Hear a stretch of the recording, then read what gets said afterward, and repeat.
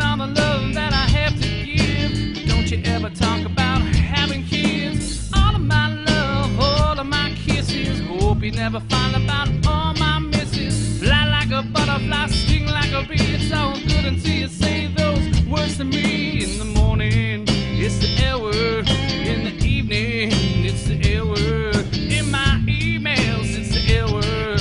Well, I can't take this anymore. To my mama,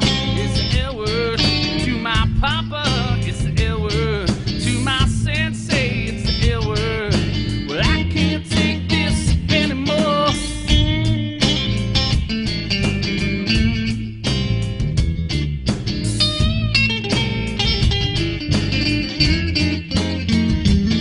I said, pay me mind, you think I got the time? You seem to think I got one thing on my mind. All those little things that... All right, I'm Master Peter C. Bruce, so we're going to actually have this in front of our Ask Sensei section. I'm going to answer some mail. Elizabeth, you know who you are. This is for you. We're going to start out with a grab. One of the questions was, if a person's going to grab you like this and then punch you with that hand, what do?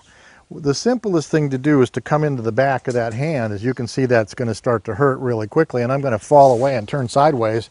And look what happens to poor Matthias. Okay, and I just tore up the back of his hand. Get a good close into that. And Elizabeth, that's what you have to watch out for when you actually do these things, okay? That hurt, right? Yes, that hurt. That hurt. So that's how you do that, Elizabeth.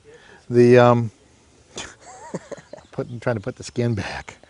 If you want to practice that without doing that much damage, you can come in with just this part and roll it in, okay? And you get the same kind of motion, but the big thing is to roll away from the person and kind of lock out that arm while they're getting in there. You can always come in and drop them in like this as well if you want to, okay? That's an alternate technique, but that's very simply done, okay? All right, Elizabeth, that's for you. All right, we're back from our test. Everybody's alive. We didn't shoot anybody, whether we shot at them. Incoming! Get down! Get down!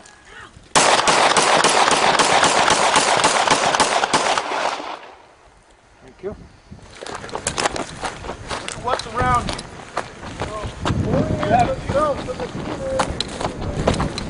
You have two things to be looking for whenever you go to get down. Can anybody tell me what they are? Other than Aaron, Sensei. Protection and cover. Close. Is everybody hearing? What do you say, Kerry Sensei? I heard the cover. He said something other than concealment for the first. Correct. Kerry Sensei got the second part. Cover and concealment. What's the difference, Simon? I'm out in the open. What's cover? Orient to the shooter. Out of sight of the shooter. Cover keeps bullets from hitting you. To the shooter. Concealment keeps you from being seen. Cover is protection, concealment obscures line of sight. And Sensei is saying you always orient yourself towards the shooter, which presents a smaller silhouette towards the shooter. So if you're laying flat with your whole body towards him. So now, yeah, there you go. There you go. I'm not down.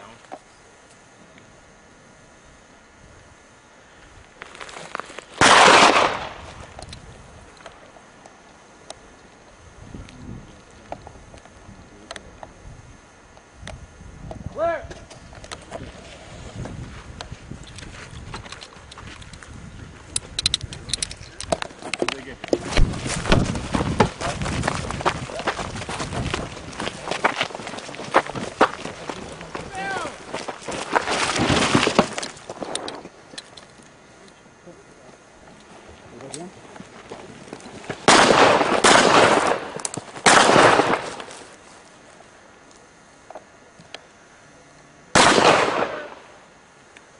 But everybody's in good shape, I guess, and everybody had a good time, right? Everybody learned a lot, right?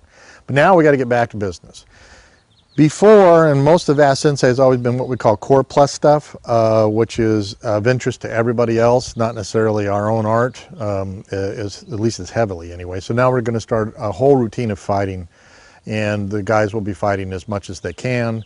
Our injury rates go up, it's a contact sport, get lots of bumps and bruises. We usually don't break stuff. We do have some people on the injured list that aren't coming out on the mat today, so for those on the internet, they're okay, but and I didn't do it, didn't happen on my watch, but we'll go forward from there. Aaron Sensei is going to be off the camera for a little while. He's hustling, making some stuff happen for himself. Kerry Sensei should be back on deck here. I'm surprised he's actually not here today behind the camera. I'm trying to get Miss Wasserman not to come out with us as much on this fighting routine because she's a professional.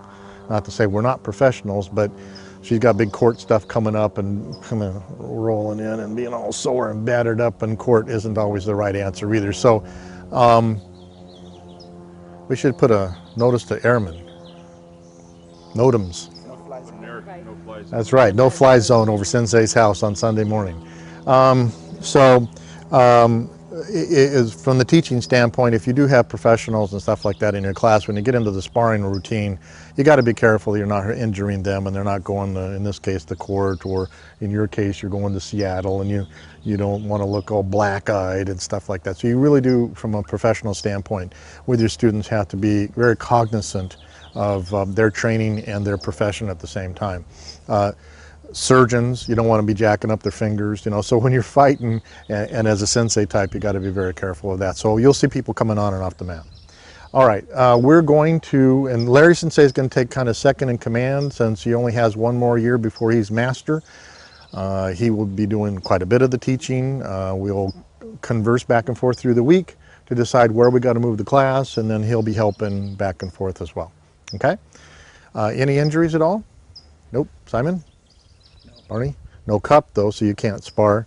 The whole deal is you got to come to with your equipment. So we'll figure out something for you to do. Maybe one of my toilets needs to be fixed again. Maybe I need to do that or something.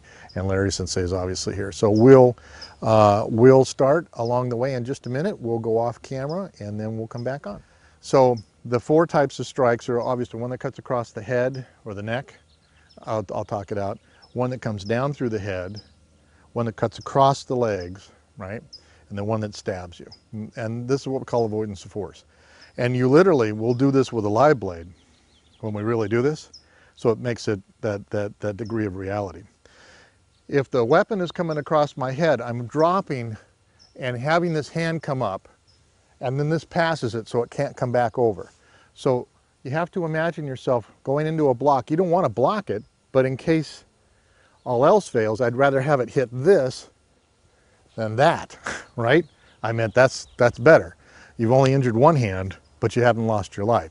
So as you stand here and that comes across, that's what you want to look like. This is going to come across and this is going to pass it, right? For the one that comes straight down, you want to stand here, and as you turn, you just make your turn. You don't throw your hands up, you just make your turn, because you want to get an idea of getting away. If I threw my hands up at the same time, I've got them hanging out in that death field, right? So you don't want to do that. Worst case, you want to do this. I want to move into him, because that's a long distance weapon, right? That's more combatish though. Now the other one is cutting below. And as he passes through my legs, I'm going to bring my feet up, okay? So they'll, like so, and that's with a bad knee and that hurts like hell. But you want to bring your feet up flat so as it passes underneath you. And the final one's going to come in here. And as it comes in, I'm going to use this hand to steer it away.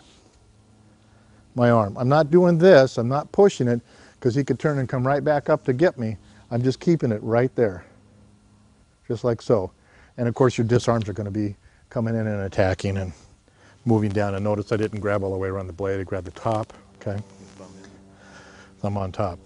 So as those come in, you want to turn, and I'm pleased to tell you that when I don't have a big belly hanging out there, it usually gets caught, but there it is, okay? Yes, Simon will help me out with that.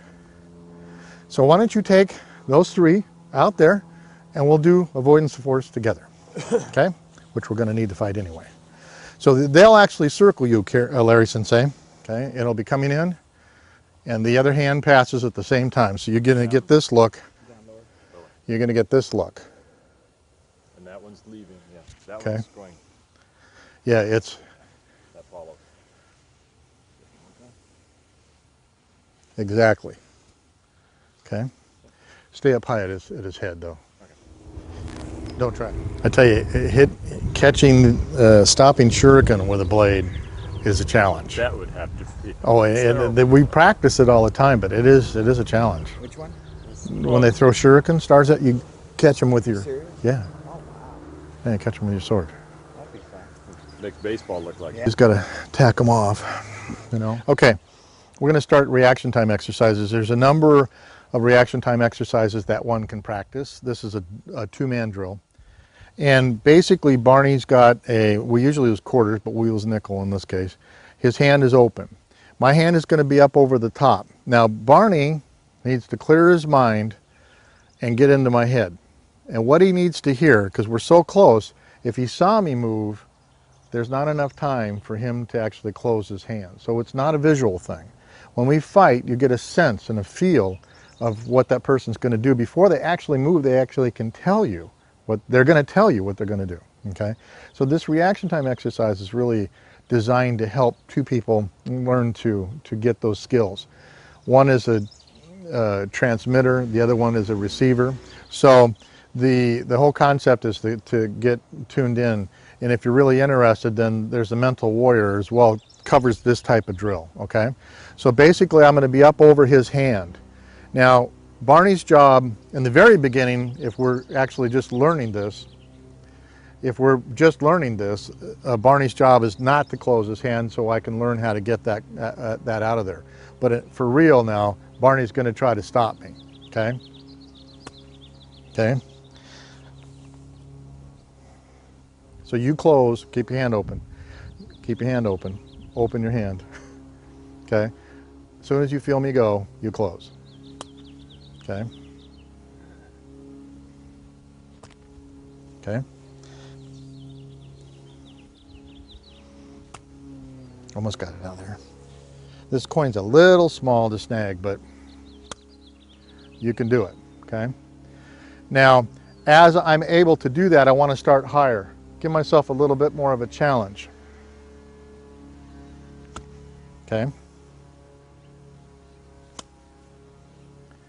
So that's what you start to learn how to do. And in the beginning, to learn how to grab this, you must have short fingernails.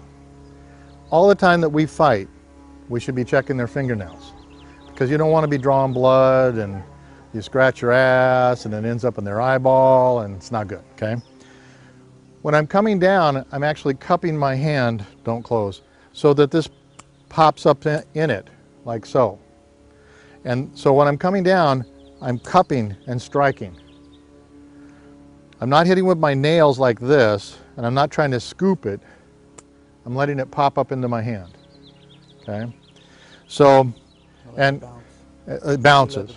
I let it bounce up into my hand by pushing his down, coin stays there, up it goes. For people that are still in high school and elementary school and whatever, you can make a lot of lunch money with this at the bus, you know, just start grabbing it, okay? So we're going to pair up and give this a try. Larry Sensei, you might have to join these guys. You might have to do the open part. Now, rules. You can't do this, and this guy can't do all this stuff. Again, that's getting focused on trying to grab the nickel, or should be a quarter. What we're trying to do is let Barney hear in my head. I say, go in my head, and it should echo out, and he should catch that before I actually have moved, and he'll close his hand. Okay, did you feel that? Mm-hmm. Okay, and that's getting tuned into key energy, which is what we need when we fight, is to understand their key flow and their projection into us, and we just as if it was real, we're receiving that and moving with that, okay? This is one of those exercises that we'll just have fun with. Yeah, you got to clear your head. That was a trick, yeah. Yeah, you can't. And I felt it, I just... right, you knew it. You know it without knowing it, which is really weird. And it's just, but you think about most of the things you've ever done when you're driving down the road and all of a sudden you brake or turn and then something has come out. You sense that ahead of time. We're in that area of our brain where it's not logical any longer in the sake of thinking about something and doing it, right? You're driving down and you see a ball roll out between two cars, you immediately start to put on the brake, typically. If you're in the Mexican area, you might just accelerate, but not true. But, so the... After they buy fruit. After they buy good fruit, okay? So this whole thing is designed to help you learn to get more connected in your head, so when we fight it becomes more, how would you say, more... We're trying to get one with the other person. Exactly. Your whole number one rule about fighting is to break their oneness with you. You want to get in oneness with them, you want to get inside their head. And that's the best way to fight. And I know that there are fighters that will watch us, and you can relax, Barn. You know that there are fighters that can watch it, they'll be watching us, they'll know what I'm saying is true. There are times when you just know what the other guy's going to do before he even moves. You just knew it. How did you know that? You weren't thinking about anything, and they were projecting what they were going to do. They were thinking about it, and it hit you in the head, and you became the receiver. Now, you'll go, nah, that doesn't happen. But in fact, it happens more often than not. We're the only art that I know that teaches you methodically, like an engineer, how to get connected with that type of feeling as a warrior, okay? So, let's enjoy, okay? Right? Start lower. Right over the top. You want to orient yourself right over the top. And in your mind, before you go, Mateus, before you go, in your mind, you almost want to visualize your hand turning and gravity pulling you down and grabbing that. Okay, so you get that boom. You kind of think about it before you do it.